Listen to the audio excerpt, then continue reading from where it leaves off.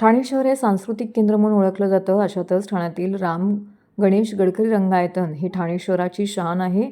याच गडकरी रंगायतनच्या नूतनीकरणाचं काम हे गेल्या अनेक दिवसांपासून सुरू आहे. मात्र हे काम धीम्या गतीने सुरू असल्याने आज या ठिकाणी जनसेवक आमदार संजय केळकर यांनी अधिकाऱ्यांसमवेत या कामाच्या पाहणी दौरा केला. नाट्यकर्मी आणि प्रेक्षकांच्या केंद्रस्थान ठेवून दर्जात्मक काम करताना त्यामध्ये दिरंगाई खपवून घेतली जाणार नाही, असं देखील यावेळी केळकर यांनी संबंधित अधिकाऱ्यांना ठणकावून सांगितलं आहे. तब्बल 26 वर्षांनंतर गडकरी रंगायतनच्या नूतनीकरणाचं काम हाती घेण्यात आलं असून ठाणे महानगरपालिकेने तब्बल 23 कोटी रुपयांचा खर्च केला आहे. या नूतनीकरणाच्या कामाची पाहणी आमदार संजय केळकर यांनी केली. यावेळी पालिकेचे अभियंता सुधीर गायकवाड हे देखील उपस्थित होते. गडकरी रंगायतनच्या नूतनीकरणाची कामाची सुरुवात ही ऑक्टोबरमध्ये झाली आहे. 3 महिन्याच्या कालावधीमध्ये हे काम पूर्ण होणं अपेक्षित होतं. मात्र या कामाला 3 महिने उलटले तरी देखील अद्याप याचं काम न झाल्यामुळे अखेरीस संबंधित अधिकाऱ्यांशी आज आमदार संजय केळकर यांनी या कामाबाबत चर्चा केली. ठाणे शहरातील हे महत्त्वाचे सांस्कृतिक केंद्र असून नूतनीकरणाचं काम हे 6 महिन्यांमध्ये पूर्ण करून येत्या 1 मे अर्थातच महाराष्ट्र दिनी रंगायतन नागरिकांसाठी खुले करण्याचे निर्देश आमदार केळकर यांनी प्रशासनाला दिले आहेत.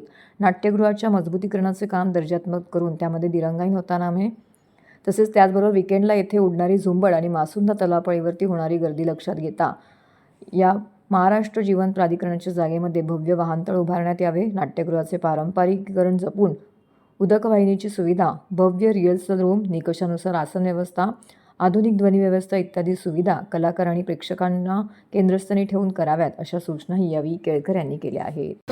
आणि याच राम गणेश गडकरी रंगायतनचं नूतनीकरणाचं काम जे आहे ते हाती घेण्यात आलेलं आहे. गेल्या अनेक महिन्यांपासून याचं काम जे करण्यासाठी आमदार संजय केळकर जे आहेत त्या ठिकाणी दाखल झालेले आहेत. खरं तर प्रेक्षकही हे नाट्यगृह कधी सुरू होणार याच्या प्रतीक्षेत आहे. मात्र अद्याप हे नाट्यगृह जे आहे ते सुरू करण्यात आलेलं नाही. त्याचं नूतनीकरण होते पण आपल्याला पाहायला मिळते. नव्यानं गडकरी रंगायतन जे आहे ते तयार होत आहे आणि त्याच्याच कामाची पाहणी करण्यासाठी आज स्वतः आमदार संजय केळकर या ठिकाणी दाखल झालेले आहेत. संबंधित आणि सविस्तर माहिती जी आहे ती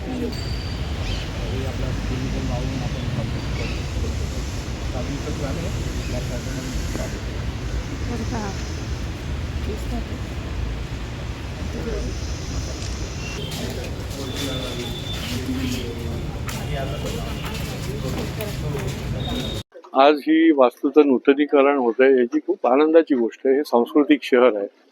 अशा अधिकच्या देखील वास्तूंची गरज आहे, पण जी आहे ही वास्तू अधिक मजबूत व्हायला पाहिजे, अधिक आधुनिक अभिनव व्हायला पाहिजे आणि या वास्तूचा एक कलात्मक वावर त्या ठिकाणी लोकांचा होईल अशा दृष्टीने देखील ही वास्तूचा उपयोग व्हायला पाहिजे.